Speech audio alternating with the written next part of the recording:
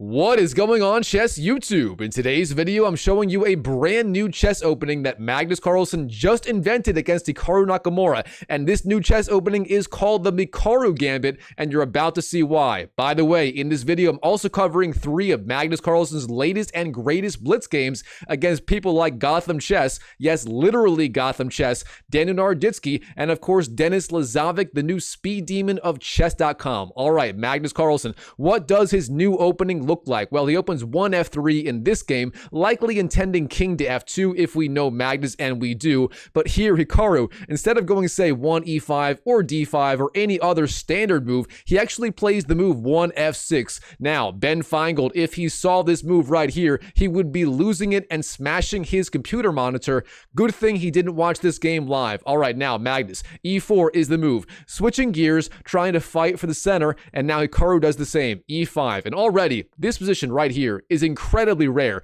but now Magnus Carlsen, he invents a brand new opening idea. He actually plays the move f4 in the spirit of the King's Gambit opening, but the big difference here, black actually has the extra move f6. Now, does this benefit white or black? I have no idea. Either way, I'm calling it the Mikaru Gambit because Magnus and Hikaru just invented a new gambit in chess. All right, now Hikaru, he does not take the pawn in the spirit of the King's Gambit. Instead, he plays the strongest move, that is the move d5. As they say, a flank attack is best met by an attack in the center of the board. Hikaru knows his opening principles very, very well. Now, Magnus, he trades on d5, black takes back, and now we have sort of a center game or sort of a Scandinavian style position. Either way, it's very, very weird here. All right, Magnus, knight c3, normal looking chess. You attack the queen, bring out your knight, and so on. And now where is the queen going to go? Well, if you're a Scandinavian player, you may want to go queen to a5, but it turns out in this position,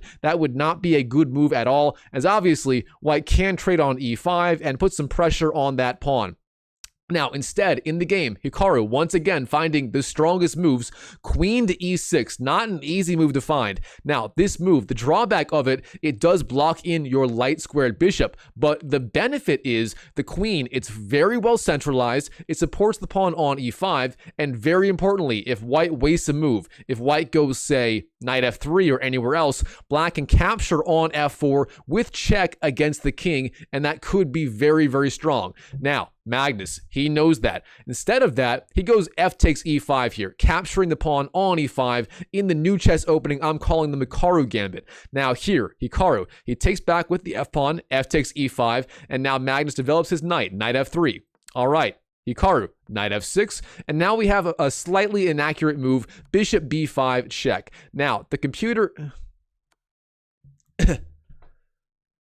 And now we have a simple developing move, bishop b5 check, developing the light squared bishop to a good square in general, and also pressuring the king on the e8 square. Now, Hikaru, in this position, the best move is likely bishop d7. You develop a piece and defend against the check against the king. But instead, in this position, he does go for the move c6. Now, this move is a little bit inaccurate. Yes, you do drive away the bishop. However, the c6 square, the knight wanted to go there in this position, and without...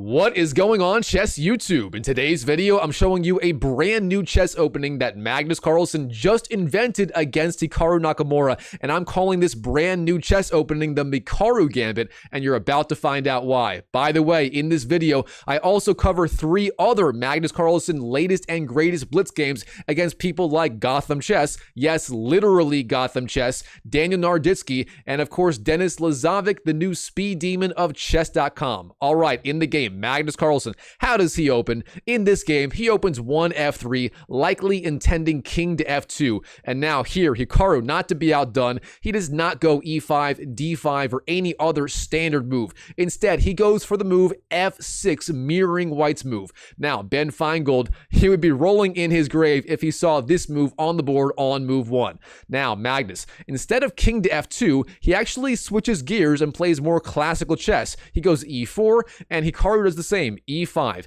And now, in this position, Magnus Carlsen, he shows his new opening idea. He plays the move f4. It's sort of a delayed King's Gambit opening, but the big difference is black also has the move f6 on the board. I'm calling this the Mikaru Gambit, and according to my database, this move has never been played in the history of the chess. And by the way, Mikaru Gambit, Magnus, Hikaru, you get it? All right, Mikaru Gambit. All right, now Hikaru, what does he do here? Well, one good idea would be capturing the pawn on f4. In the spirit of the King's Gambit opening, that would be the Mikaru Gambit accepted. But instead here, Hikaru, he declines the pawn and goes for the move d5. As they say, a flank attack is best met by an attack in the center. And it turns out this is the strongest move here. All right, now Magnus, he takes on d5, Hikaru takes back, and now knight c3 attacks the queen. Where does the queen go? If you are a Scandinavian player, you may like the idea of queen to a5, but it turns out with these central pawns all attacking each other and whatnot, that would be a little bit risky. Instead, Hikaru again finds the strongest move here, queen to e6, a very good multi-purpose move. First of all, obviously, getting the queen out of the attack of the knight.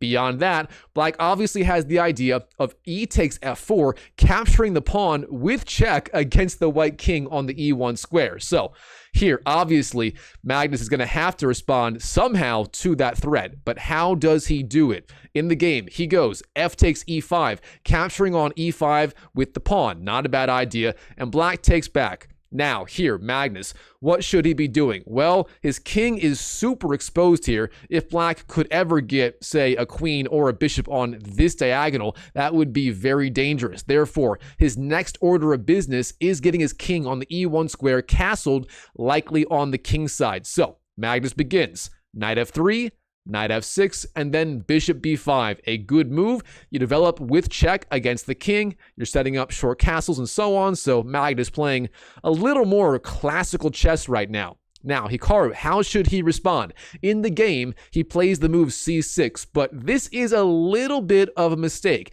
and see if you can find out why. Pause the video right now and see why this is a little bit of a mistake here in this position. It turns out bishop d7 instead was a little bit stronger. The point being, later in the game, the knight on b8 really does belong on c6, and once you go c6, you no longer have c6 available for the knight. That is the problem. Now, of course, the bishop must retreat here. In the game, bishop a4 was chosen by Magnus. All right, now, Hikaru, in this position already, he's got a little bit of a problem with his queen and his bishop. How is he going to develop here as black with the queen blocking in the bishop?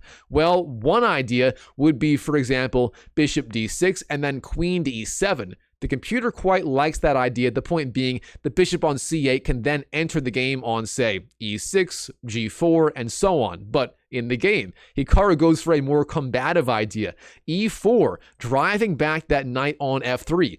Now, Magnus has a few options. He goes for the idea of bishop b3, immediately putting pressure on the queen, the intermezzo move. Intermezzo.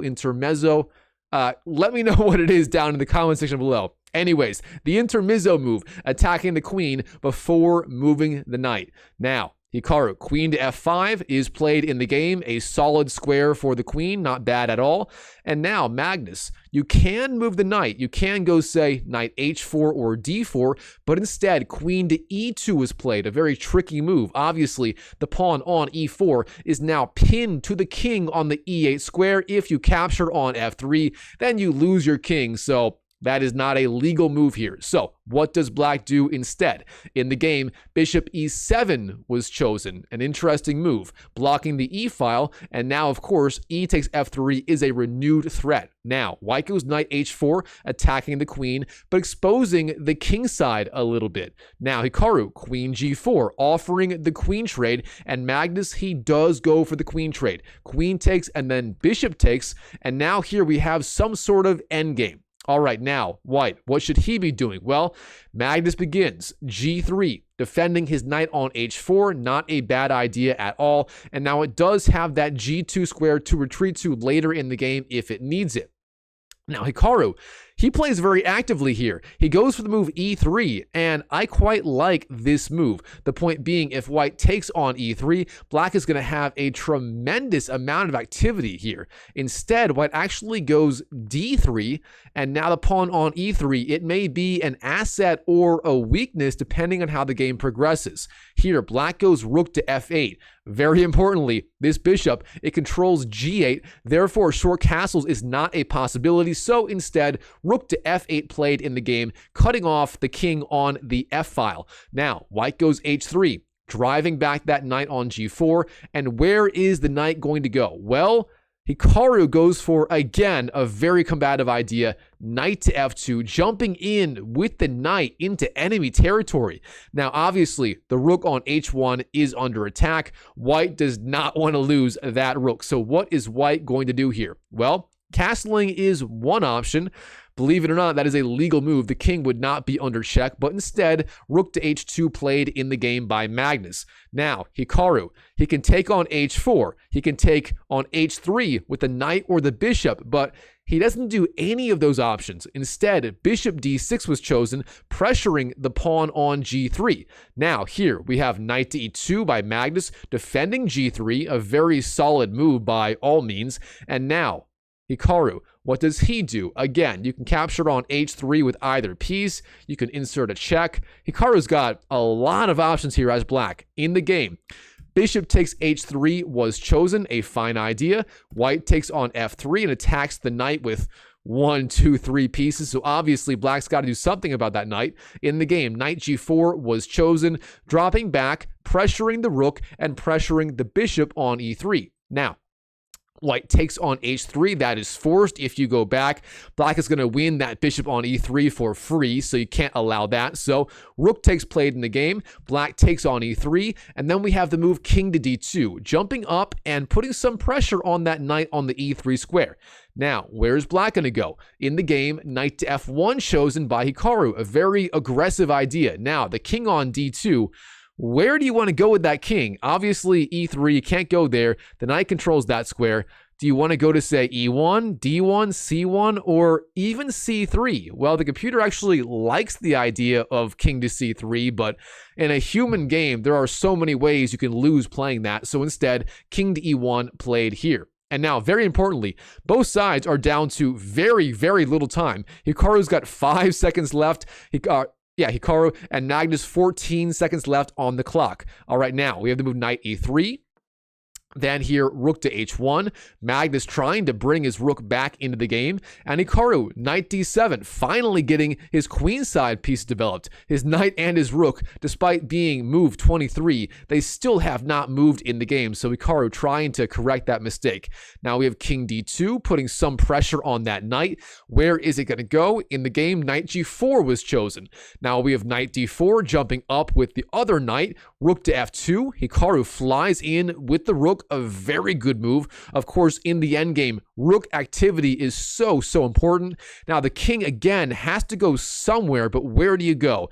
If you go to e1, the king's going to be super vulnerable later in the game. You obviously can't go to e2. You can't go to e3. The knight controls that. So what else can you do? Well, again, c3 is possible, but again, black may have ideas like a5, bishop b4, and so on. And c1, if you go there, the rook on the a1 square will be locked out of the game, essentially forever. But that is what white does in the game. So, king c1 chosen.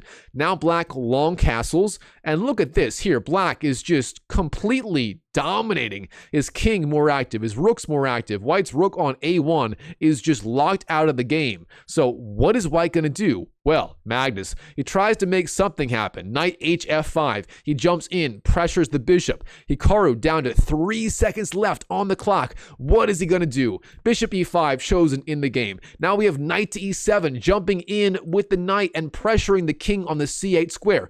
Black's king b8 is the move, dropping back. Now we have knight to e6.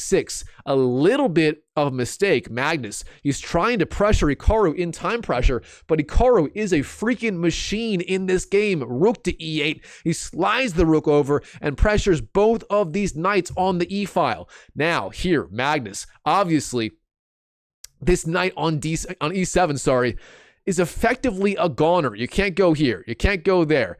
You can go there. Actually, no, you can't. The rook captures it. The knight has nowhere to go. So what does white do? He goes d4, trying to complicate the game. Not a bad idea. You pressure the bishop. Maybe Hikaru would have pre-moved rook takes e7, but no. Instead, bishop takes g3. Hikaru responding flawlessly in the Mikaru Gambit. Now, rook takes h7. White gobbles yet another pawn in this brand new chess opening. Black goes rook f1, pressures the king, and now, of course, we have the skewer against the king on c1. This rook on a1 is as good as gone. Now, king d2. The king jumps up. Black takes the rook on a1, and Hikaru is dominating. And now Magnus, he's the one in time pressure. 1 second left on the clock, but of course, Hikaru, with having 3 seconds, anything can happen here. So, rook takes g7, bishop e1, hits the king to e2. The king slides over, but it also slides over into the x-ray attack of the rook on the e8 square. This is getting so dangerous. All right, Hikaru, he plays defensively. Knight g to f6, defends the knight, and also makes sure these two knights are now defending each other permanently. Therefore, it's going to be so hard for white to ever win either of these knights. All right, knight f5 chosen in the game. Magnus dropping back his one knight, but now this one is effectively pinned to the king on the e2 square. Hikaru, bishop b4, dropping out his bishop and setting up the idea of rook to e1. Hikaru gaining time on the clock with the increment up to 5 seconds, but Magnus still having 1 second left. It is not looking good. All right.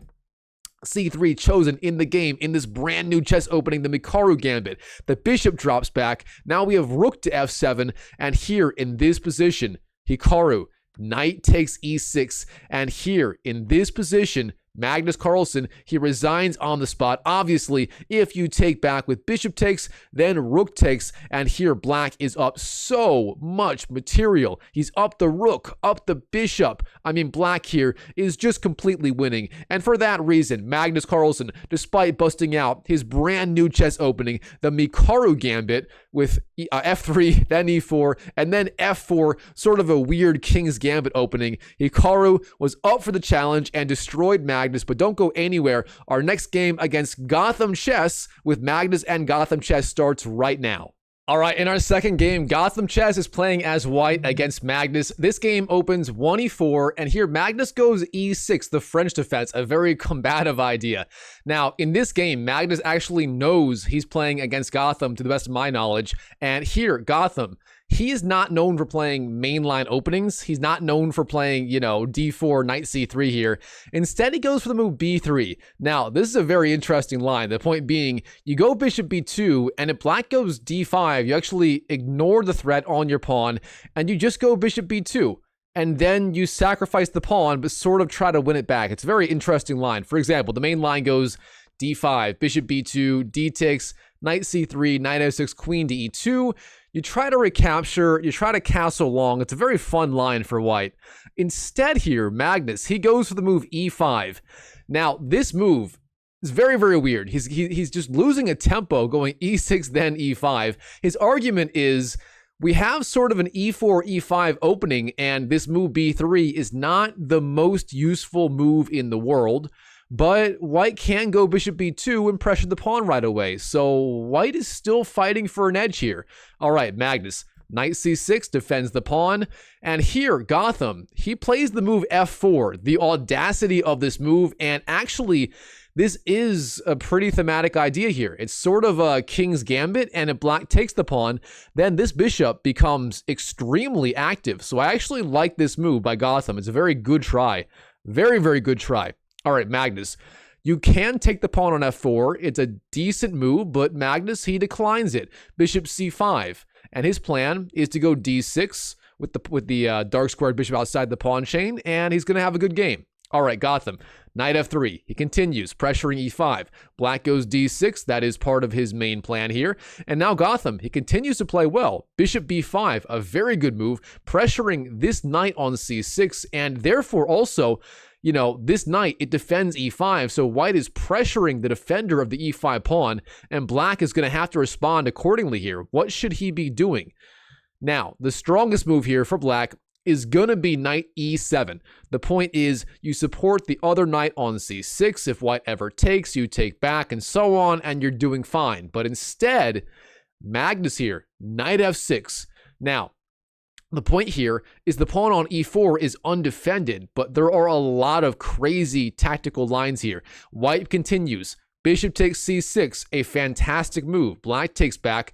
And now here, the strongest move, according to the engine, if white really wants to fight for an edge here, f takes e5 is the way to go. But that line is so complicated because black, obviously, he can recapture on e4, and it's just a giant mess in the center. Instead here, Gotham, he goes queen to e2.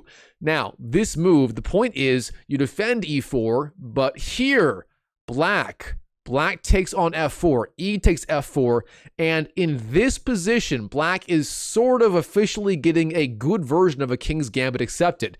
Here, white's bishop doesn't make a whole lot of sense on b2. Obviously, it's not targeting f4. White really doesn't have a good way to recapture the pawn on f4, and therefore, black is doing just fine. He can castle, and what is white doing here? I don't know. All right, Gotham.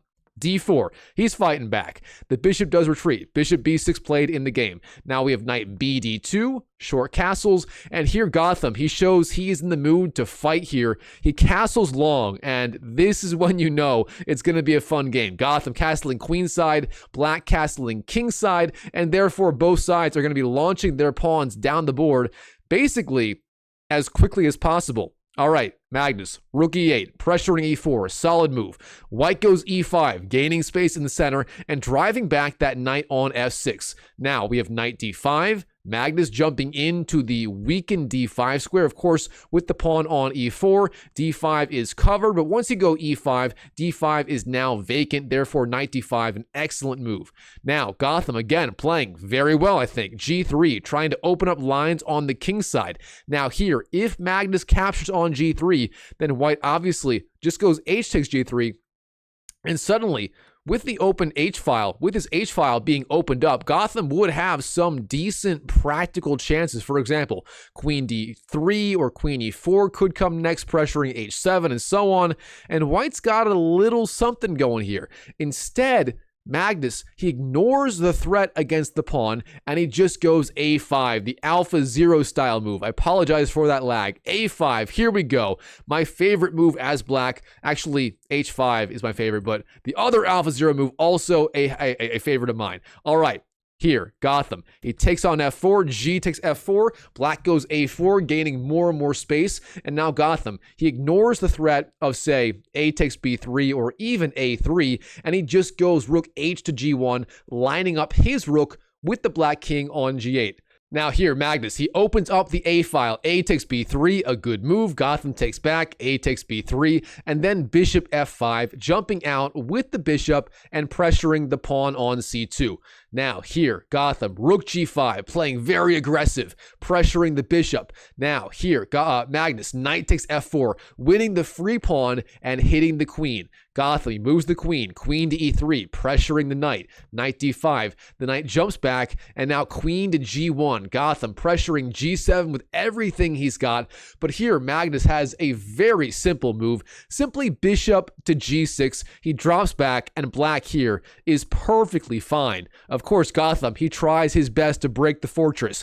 h4, the other alpha zero move. Now black goes h6, driving back the rook. The rook retreats, rook g3, and now knight to f4 jumps in. And the point of this move right here, the knight does control h5. Therefore, h5 ideas are not going to work. All right, here, white, queen to e3. The queen jumps up. Then we have d takes e5, knight takes e5, and then queen takes h4, gobbling up that free pawn. Now Gotham, rook dg1. He's doing everything he can here. Of course, now the threat could be maybe even the rook sacrifice, rook takes g6. That would be very fitting for a Gotham game. But Magnus, he's not amused. Knight d5. He just jumps back, pressures the queen, and of course, there's no time for exchange, sacrifice craziness. So the queen's got to move. Where is the queen going to go? Here, Gotham, he plays a blunder. Queen to f2. Now, if you like puzzles, pause the video right now and try to find why this is a blunder and the key idea for black right here. And of course, Magnus, he finds it in a heartbeat. Rook takes e5, the rook sacrifice against Gotham Chess, sacrificing the rook. And the point being, of course, the pawn on d4, it is pinned to the queen. If you take the rook, you lose the queen. So, obviously here, white is in a very difficult spot. Gotham plays on a couple more moves. We have knight f3, pressuring the queen. The queen moves, queen to f4, then king b1, and then the rook drops down, rook to e3. Obviously, the knight on f3 being pinned to the queen. If you move the knight anywhere, say, I don't know, h2, you lose the queen. And here, obviously, Magnus being up. What's he up here? He's up a lot of material. I think a minor piece and 2 pawns. In this position here, Gotham, he just resigns to Magnus. So, actually, a good showing by Gotham. I enjoyed this game, but in the end, simply not enough. And now we're going to start game number 3 against Daniel Naroditsky. All right, diving into our third game, Daniel Naroditsky is playing as white, Magnus is black. Here, Daniel opens 1e4, and Magnus goes 1c5. Then we have knight f3, knight c6, bishop b5, the Rose Limo.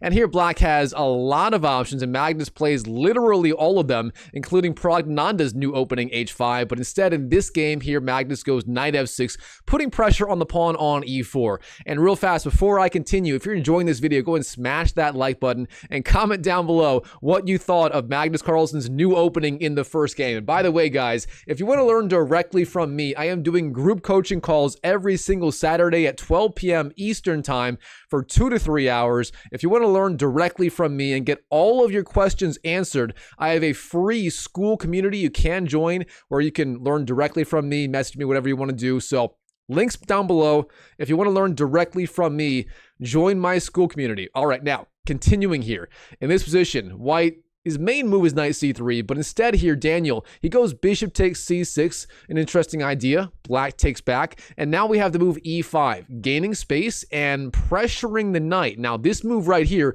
is a little bit unusual. The best move here for white is d3, and white's got a very good pawn structure, and there are a lot of ideas for both sides. But instead, e5 played in the game. All right, Daniel, he is kind of going for it.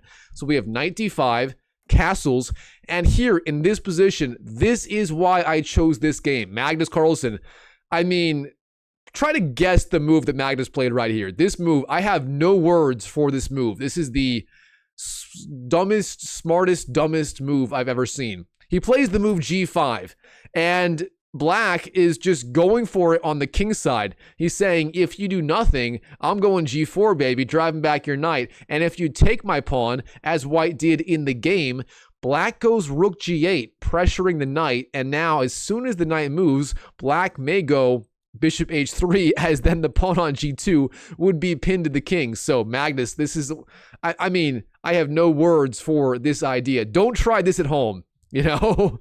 Anyways, all right, white, his knight on g5, it's under attack. If white goes back to f3, bishop g4 is super, super annoying. Therefore, instead, white should likely go d3, defending g5 with the bishop. But instead, he goes d4, and this move is a little bit weaker, as black can always trade on d4 later if he wants to.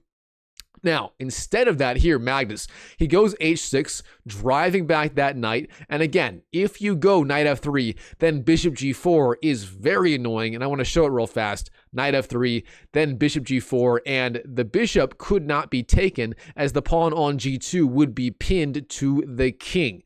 Now, instead of all that, here, Daniel, he just goes off the deep end. He takes the pawn on f7.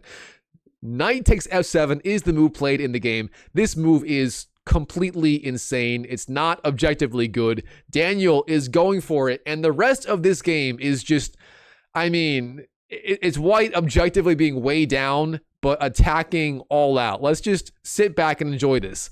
King takes, queen to h5. The queen flies out. A good idea. Rook g6, black blocks the attack. Now we have f4, Daniel launching his f-pawn down the board.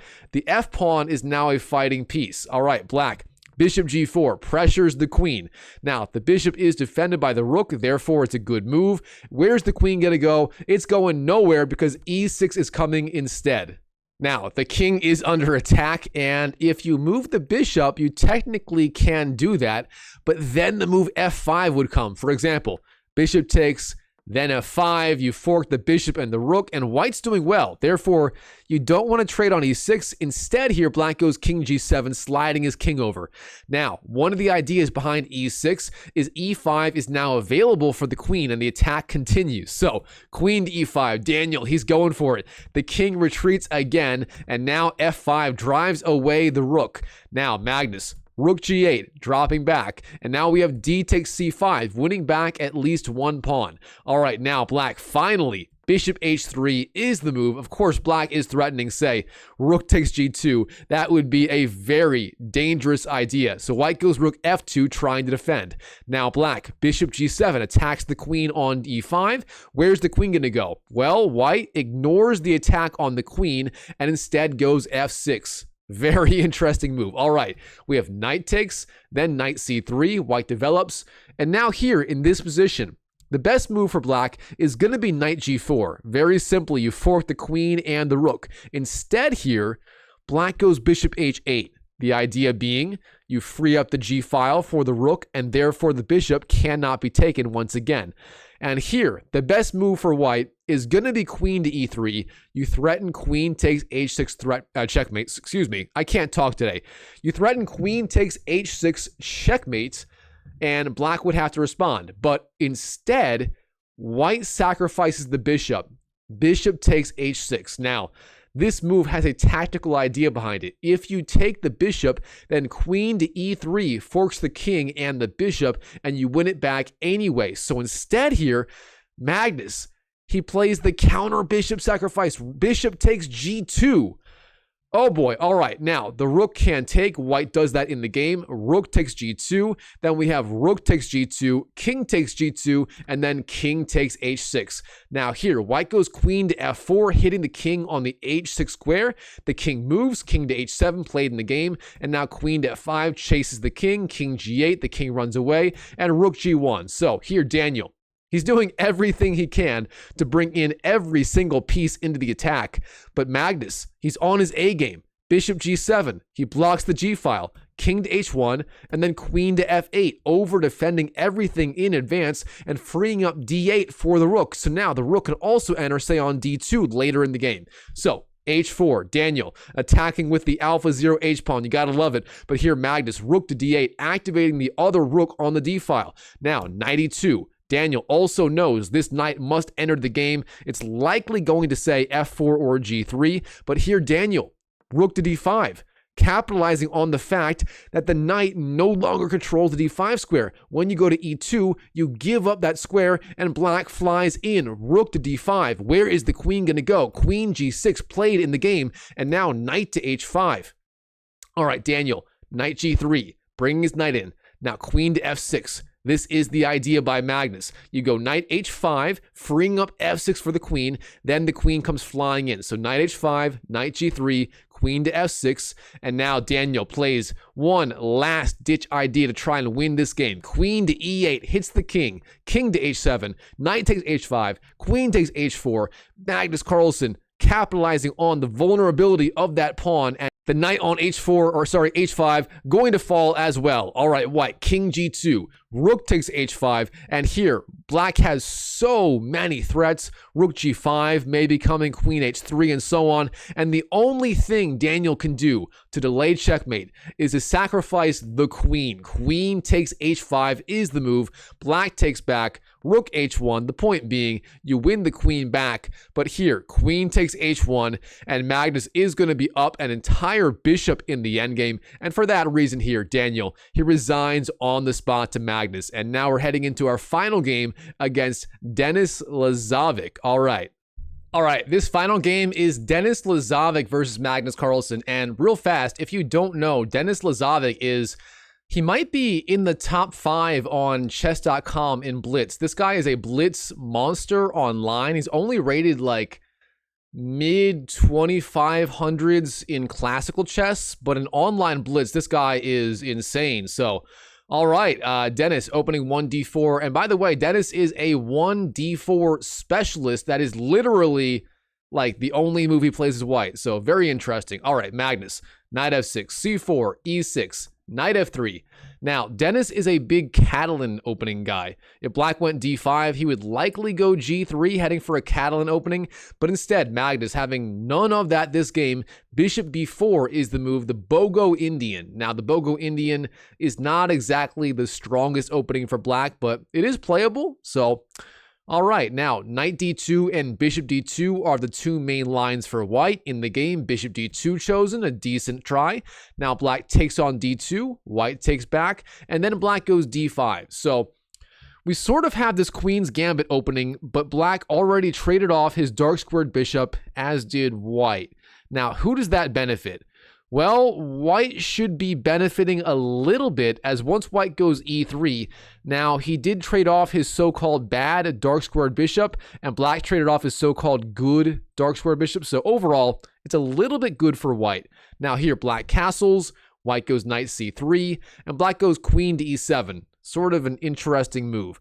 Now, here, the big struggle in this position, if white goes bishop e2 or d3, then black trades on c4, for example, bishop d3, d takes, bishop takes, and black gains a tempo on the bishop. Black can go c5, that is one of the ideas of queen e7, and black is doing fine. So here, Dennis, he sort of has to find a way to delay bishop d3 if he wants to fight for an edge. So how do you do that? Well, rook c1 and rook d1 are two ideas. You develop the rook. The other idea is you just trade on d5 with the pawn, and that is what Dennis did in the game. So c takes d5, black takes back, and then bishop d3. Obviously, the idea being white wants to castle, and now black does not have d takes c4 ideas. And overall, we get a Carlsbad structure, a Carlsbad pawn structure, with the dark squared bishops also. Sorry, I can't talk. With the dark squared bishops off the board here. So who does that favor? Well, white should be a tiny bit better here, but overall it's still roughly a level game. All right, black, c6, defending d5, very standard stuff.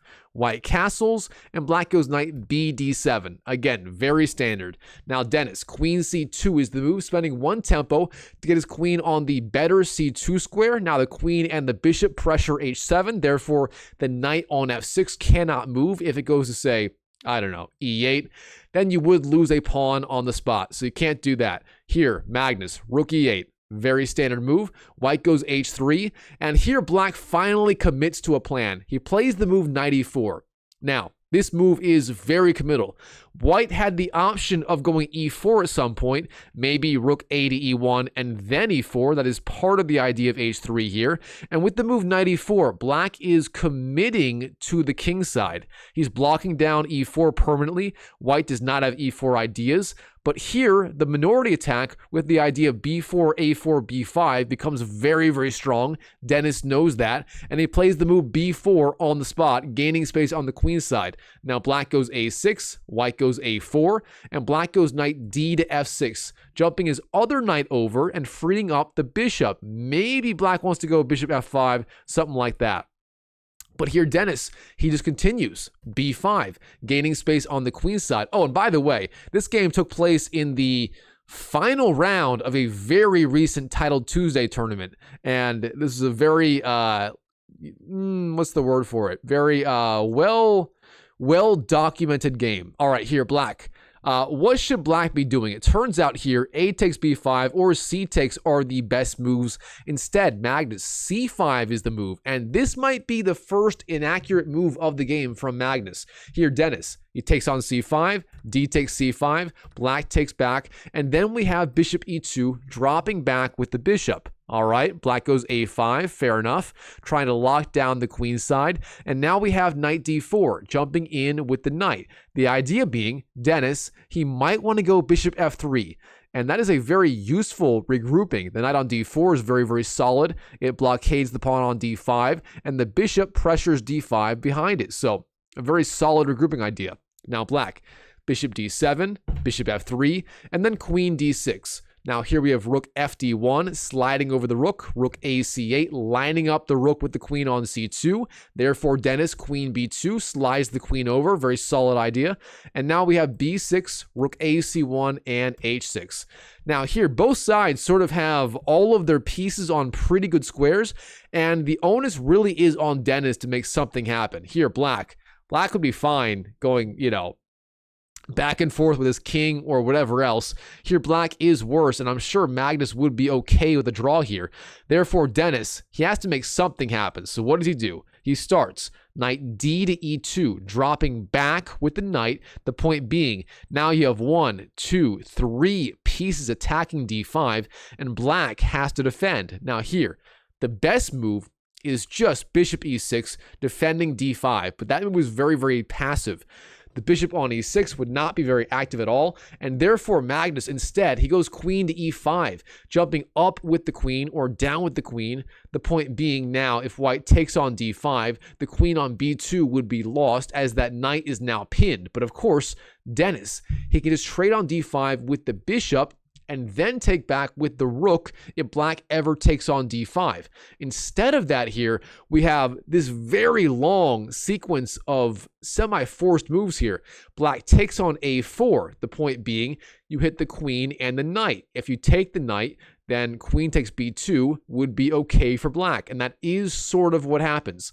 We have knight takes a4, rook takes c1, rook takes c1, or sorry, knight takes d5, queen takes e5, and then rook takes e5. So now, after all these trades, material is still level, but here in this position, white has a very large advantage, and Dennis finds the right follow-up. A key tactical idea here, f4, gaining space and pressuring the rook. What is the idea? Well, if you take the pawn on e3 with the knight, then you lose the bishop on d7. And if you take with the rook, you lose the knight on d5. So either way here, white is getting something.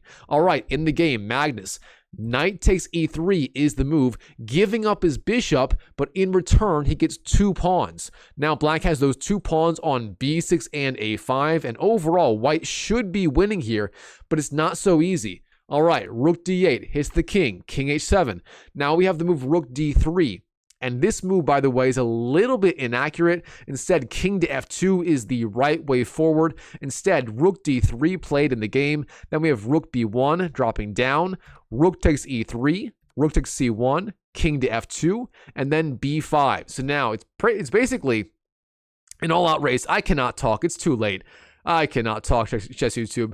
Anyway, it is a race. Black having these 2 pawns on the queen side, white having the knight, and can white stop those pawns in time and maintain the material advantage? If he does, he should have a good game, but of course, it's not so easy. All right, knight c3, dropping back. Now b4 hits the knight, knight a4, jumping up. Rook to a1, pressures the knight, knight c5, getting out of the attack. Rook a2 hits the king, rook e2 blocks the attack, and here Magnus, he goes for the trade.